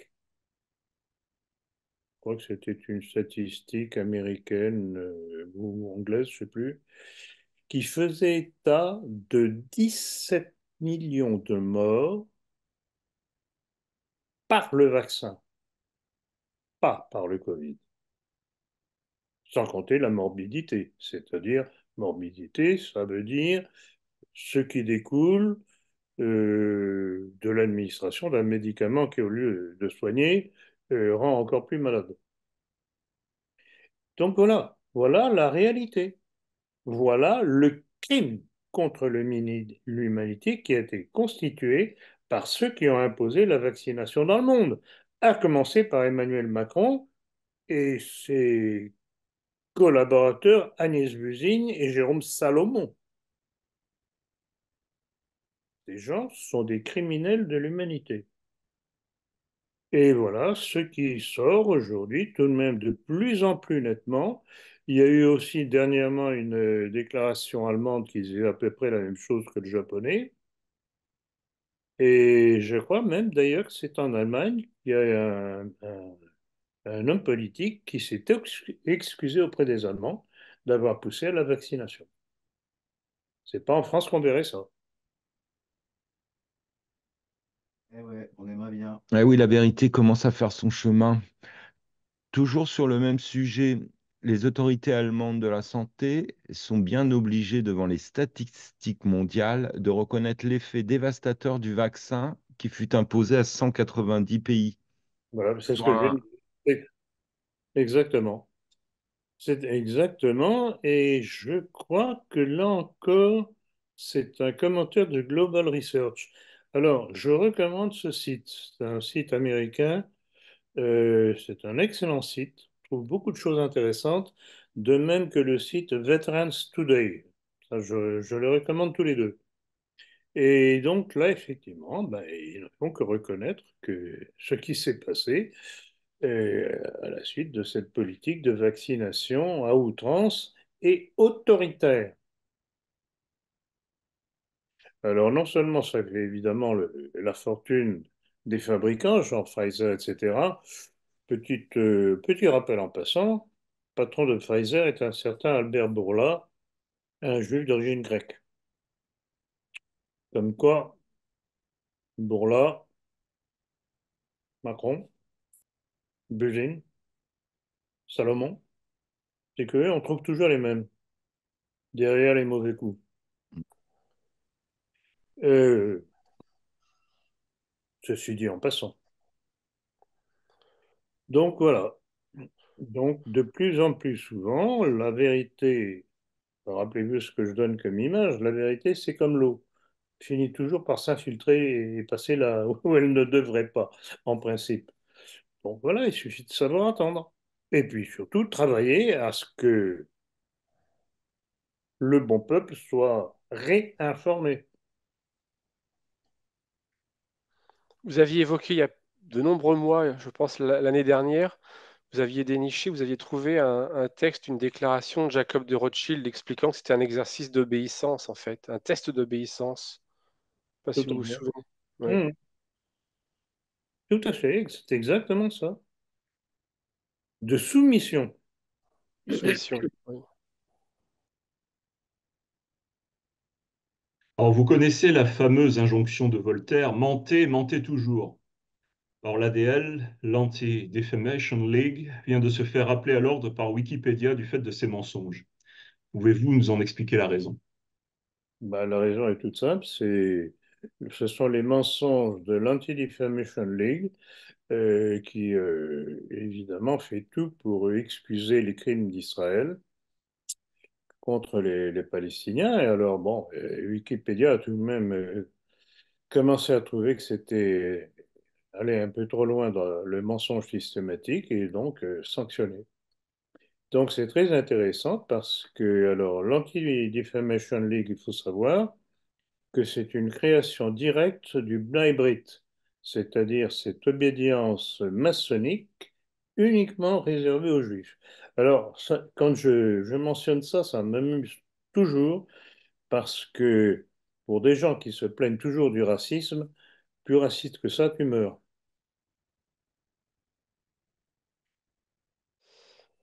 Alors, selon le quotidien israélien Haaretz, l'axe Poutine-Kim Jong-un, Iran, menace le monde. Donc, l'axe Russie, Corée du Sud, Iran menace le monde. Qu'est-ce que cela vous inspire? Je les plains, ils ont tout à fait raison. Mais le monde, c'est quoi? C'est-à-dire, c'est eux. c'est-à-dire justement cette alliance américano-OTAN, etc., qui savent très bien qu'ils sont impuissants aujourd'hui face à la puissance de la Russie, de ses alliés. Parce que tout de même, la Corée du Nord ne sont pas des rigolos. Ils ont déjà par eux-mêmes des armements, d'ailleurs, qui servent aux Russes sur le terrain en Ukraine. Il y a un échange entre eux. Et qui vont, comme je l'ai dit tout à l'heure, qui vont être équipés avec les nouvelles fusées russes, donc capables d'atteindre n'importe quelle ville en profondeur aux États-Unis.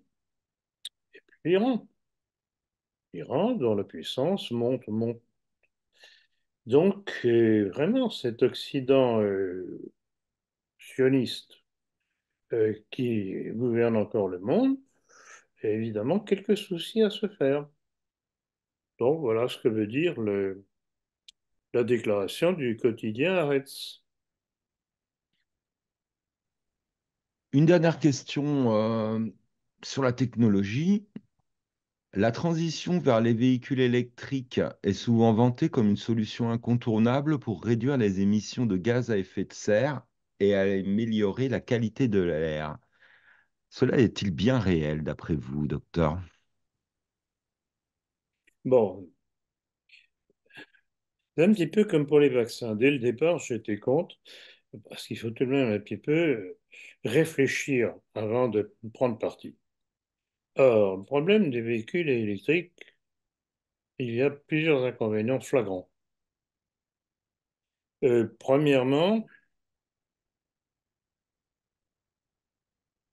soi-disant non polluants, ah bon d'accord, et les batteries. Et c'est au point que l'on sait que les compagnies d'assurance ne veulent pas assurer les dégâts aux véhicules électriques. Même une petite bosse dans la carrosserie, ils ne veulent pas en entendre parler. Ils ont leur raison. Deuxièmement, il est évident que c'est beaucoup plus cher qu'un véhicule à essence ou encore plus au diesel.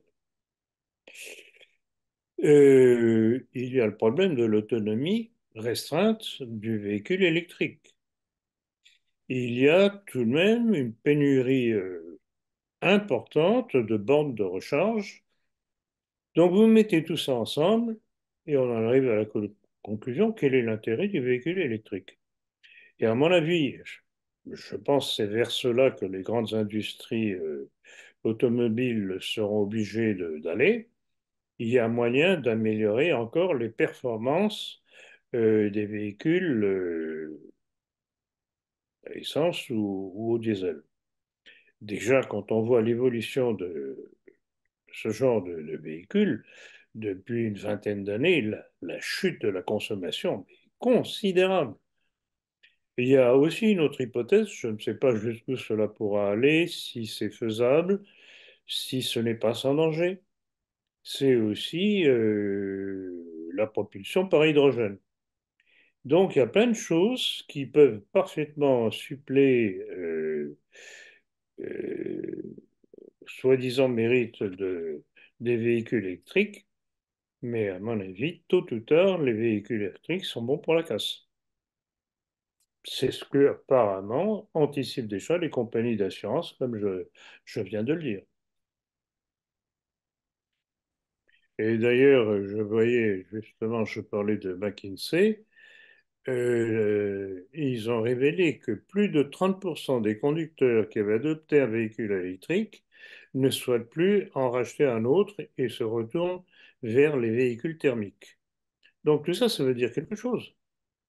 Et puis il faut savoir tout de même que le coût, le surcoût en moyenne des véhicules électriques est entre 25 et 50% de plus que les véhicules thermiques.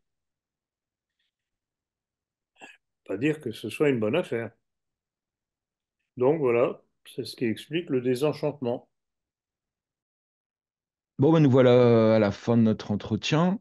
Euh, Nous allons aborder un sujet plus personnel avec vous, avec une petite question sur vos problèmes avec la police française et vos nombreuses convocations au commissariat. Est-ce que vous avez un petit mot à nous dire là-dessus? Bah, alors là, justement, j'étais curieux de savoir ce qui se passerait après ma dernière conférence à Paris. Donc, je répète le titre, L'insupportable police juive de la pensée. Vous vous rappelez l'énumération de ces textes du Talmud que j'ai donnés? Et j'avoue que j'étais impatient de savoir s'il y aurait une tentative de poursuite à nouveau. Et je ne peux que constater que c'est le silence pour le moment. Il y aura peut-être une suite encore, je n'en sais rien. Mais là encore, et vous voyez, c'est toujours ma tactique. Quand on traite d'un sujet et que l'on sait qu'on a des adversaires qui vous attendent au tournant, leur meilleur moyen, c'est l'attaque. Et l'attaque que j'ai faite a été justement de donner tous ces textes si sympathiques de l'amour juif envers les non-juifs, avec l'énumération de ces textes du Talmud. Et je me rappelle encore, j'en ris encore, lors de mon énumération, parce qu'on avait tout de même très très long. Et à un moment donné, je dis au public qui était à ma conférence, je dis, écoutez, il y en a encore long, c'est peut-être un petit peu lassant à la longue, voulez-vous que j'arrête? Cri unanime dans la salle, continuez. Donc voilà, voilà, vous voulez m'emmerder? J'ai des armes pour vous répondre. Comme vous dites, la meilleure défense, c'est l'attaque, avec leur propre texte. Pourquoi est-ce que justement, en dépit de toutes les tentatives qu'ils ont faites jusqu'à présent, en essayant d'introduire des plaintes auprès de la police, pour la raison pour lesquelles j'ai été convoqué, pourquoi est-ce que ça n'a pas abouti? Parce que chaque fois, le policier ou les policiers qui me recevaient me disaient, enfin, on ne comprend pas, c'est pas vous qui avez écrit ça. Donc, vous voyez, et je recommande cette tactique à tous ceux qui peuvent m'écouter et qui pourraient avoir une action, justement. Ne vous laissez jamais énerver. Ne vous laissez jamais embarquer dans des insultes. Démontrez l'ennemi tel qu'il est par ses propres textes. C'est imparable, je dirais même c'est mortel. Bah, nous arrivons à la fin de l'entretien. Peut-être avez-vous quelques annonces à nous faire, quelques rappels, comme d'habitude. Alors, mon premier rappel, ma prochaine conférence à Paris sur les causes cachées de la Révolution française. Donc, ce sera, comme d'habitude, à l'espace Hermès, mais à 15 heures. Et l'adresse, c'est 11 rue de la Vistule, métro Maison Blanche. Donc ça, première annonce. 15 Deuxième... heures, excusez-moi, 15 heures, parce que sur la fiche, on avait marqué 15h30. Hein. Non, non, 17 non, c'est pas grave. 17h30. Je me suis trompé. Non, non, non, non, non, 17 heures. C'est 17h? 17 heures. D'accord. 17 heures. Parce que il n'y avait pas moyen d'avoir de salle comme d'habitude à 15 heures. Donc, c'était soit annulé, soit décalé. Bon. Donc, ça, c'est une première chose. Deuxième chose, de grâce à tous ceux qui commandent des livres ou qui veulent s'abonner et qui envoient un virement par la banque. On reçoit la somme, on n'a pas nécessairement le nom de la personne et on ne sait même pas de quoi il s'agit. Donc, de grâce, écrivez-nous, envoyez-nous un mail pour nous prévenir que vous faites un versement pour telle ou telle chose. Sinon, on est obligé d'attendre que vous protestiez. Mais c'est fabuleux. Je le répète sur tous les tons. Deuxièmement, le nombre de retours de la politique, je ne dirais pas qu'ils augmentent, mais ils sont toujours présents. C'est pas énorme, énorme, loin de là, heureusement, mais il y en a quand même. Et ce qui me sidère et qui m'énerve, c'est que les gens qui ne reçoivent pas le numéro auquel ils sont abonnés, oh, bien par la poste, ils ne reçoivent pas, mais ils restent passifs. Ils ne prennent pas contact avec nous et dire, écoutez, on l'a pas reçu. Pouvez-vous nous le renvoyer? Alors certains le font et on le fait, mais on le renvoie en PDF de façon à éviter les problèmes à nouveau éventuels avec la poste. Mais moi, ce qui m'exaspère dans ce genre de choses, c'est la passivité de certains. Ils ne reçoivent pas. Ah, oui, oui. Ils restent passifs. Ils ne cherchent pas à savoir pourquoi. Après tout, ça pourrait être de notre faute, non? Je ne pense pas que ça puisse être la faute de la poste. Donc vraiment, c'est curieux et ça fait partie du problème français d'aujourd'hui face à la politique, c'est la passivité. Alors peut-être que certains ont peur d'aller à leur bureau de poste pour protester parce qu'ils ont peur d'être démasqués. Si c'est ça le courage que les gens ont aujourd'hui, vraiment c'est lamentable. Donc voilà, entre autres choses sympathiques que j'avais à dire, parce que franchement, je trouve que ça manque de consistance, tout ça. Alors, pour Alors, revenir sur votre conférence du 29 juin 2024, ce sera bien à 17h30 à l'espace Hermès, on avait noté, hein. 7h30, oui, Oui, voilà. hésité, mais alors, il y a eu une hésitation parce que ceux qui louent la salle nous ont dit, en principe, à 15h, vous pourrez commencer, à 17h, vous pourrez commencer. Mais ils n'étaient pas sûrs parce que souvent, les, les gens qui ont des conférences avant, ça traîne, ça discute, etc., etc. Donc, on était un petit peu partagés. On annonce 17 heures ou on annonce 17h30. Les jours, finalement, on a décidé pour 17h30. Et ceux qui veulent venir à 17h sont les bienvenus. Nous, on s'efforcera d'être là à 17h. Donc voilà. Bon, très bien. Le rendez-vous est pris. Je voudrais aussi vous souhaiter un très bon anniversaire, docteur, parce que moi, je ne l'avais pas fait personnellement, et je pense que tout le monde y a pensé. Joyeux anniversaire. C'est Joyeux gentil, anniversaire, docteur. c'est gentil à vous. Euh, Qu'est-ce que je voulais dire encore? Oui, me concernant mon livre La maçonnerie comme me demande d'accord et écrit, bon, normalement, malheureusement, je ne pense pas pouvoir le sortir à la fin juin. Et c'est matériellement impossible parce que d'une part, il va y avoir les délais d'impression et puis c'est pas tout à fait terminé. J'ai encore à reporter l'index. Et ça, c'est un travail qui est long et j'ai autre chose à faire que de m'occuper de cela. Il y a les conférences, il y a les entretiens, etc., etc. Donc, je vais aussi vite que je peux le faire, mais on aura, je pense pouvoir l'affirmer à 100%, qu'on aura le livre pour la rentrée de septembre. Voilà, vous pouvez déjà en parler autour de vous. Donc, chers amis, merci de vos bonnes questions et de votre bonne répartie. C'est très intéressant, ça, je trouve que c'est très vivant.